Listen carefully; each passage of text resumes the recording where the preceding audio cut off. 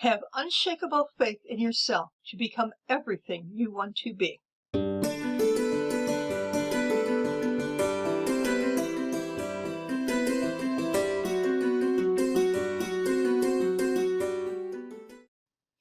Hi, I'm Linda Watson-Call. So glad you're here for today's episode of Dragonfly Soup. When I was teaching in high school, I'd have students come up to me and ask if I'd talk to their parents about their career choices. Most of the time, these were great kiddos who were caught up in what they wanted to do and what their parents thought they should do. So I'd become the mediator between the student and the parents. I tried not to take sides, but most of the time I had to. And to the surprise of the parents, I would often side with the child instead of them. Not because the child was right, but because the choice of career or school that the child had chosen was not wrong. Whether we're a parent, grandparent, aunt, uncle, or even a casual friend, we all have our opinions of what someone else should do.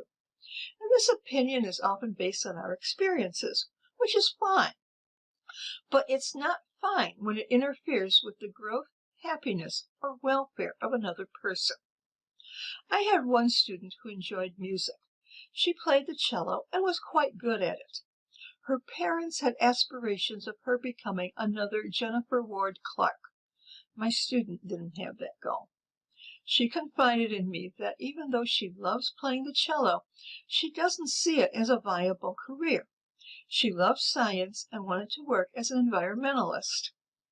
She ended up going to a prestigious music conservatory on the East Coast. And after 2 years, her parents allowed her to come home and change majors.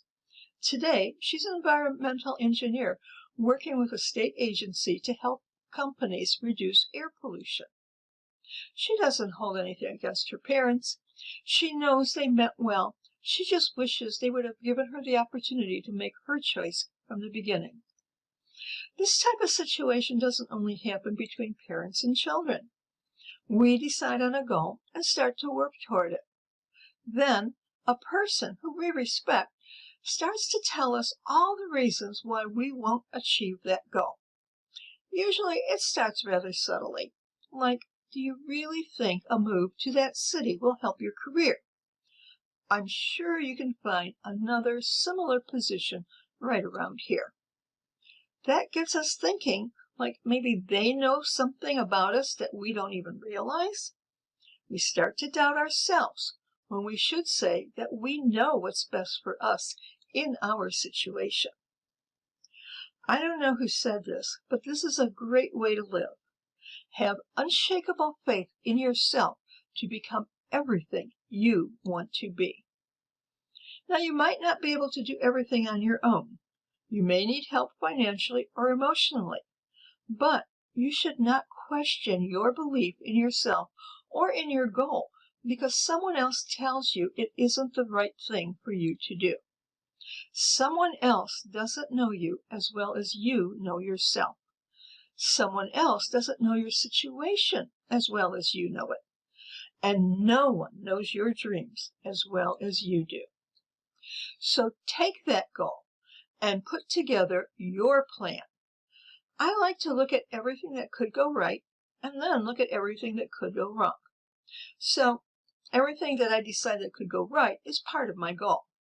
Then I think of everything that could go wrong, but I come up with a plan B that will move me back to my goal. Let's say you're that person who wants to move to another town for a better position. What could go right? You could be hired for the exact position you want. You might find a beautiful home, apartment, condo in the right part of town. You may meet some interesting people. You might even find places that enhance your lifestyle, like a theater, great restaurants, wonderful church group, all those activities outside of your job that keeps you going. Now, this list could go on, but let's stop right here. Now let's look at what could go wrong. Well, you're interviewed for the position, and you learn that it's not what you expected based on the initial contact you had. So what would your plan B look like? Well, you could take it anyway. After all, you do need a job, and continue to look for a better job because you don't or won't go back home.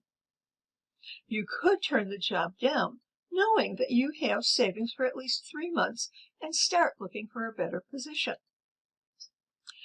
So you need housing, and you look at every house, apartment, condo in the town, and none of them are even close to a place you would want to live in. What does your plan B look like?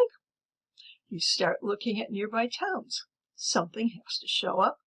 Or you might select to live in a motel or hotel that lets you pay by the month or the week until you find the right place. And you move, and so far you haven't met one person who shares any of your interests. Your coworkers are dull and your neighbors are unsociable. That's a hard one for a plan B.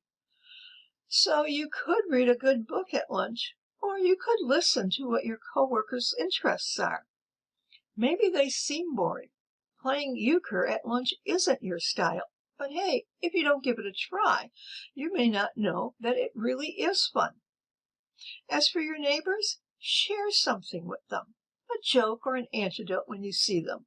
Say hi, even if they don't respond, and keep at it. Now, you say you can't find anything else to do in the town. You can't find any theaters, the restaurants are few and far between, and you're beginning to feel like a misfit in this town. Well, plan B would be to try new things.